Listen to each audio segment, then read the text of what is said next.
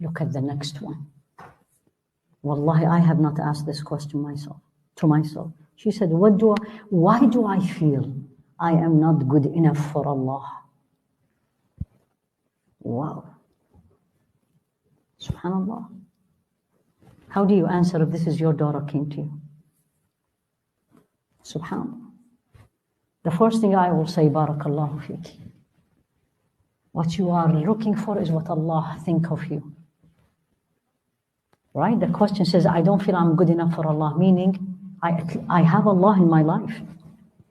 And I am paying attention to where is my relationship with Allah. This is 14-year-old. This is not you and me. And then I'm going to say, why you're not good enough for Allah? On the contrary, now you need to give a lot of positives, because this can go also another way. Why you're not good enough for Allah? Don't you believe in Him? Start with the basics. Don't you believe in Him? Don't you worship Him? Don't you see He's seeing you? Don't you turn to Him when you need something? Right? And then we come into, what is the things you do for Him? Start with the basics. Right? Let's say she prays, but I don't pray regular. Don't say, you're not good enough. Okay, then this needs improvement. We'll talk about it later. And then, do you sin? You always, but don't use the word sin.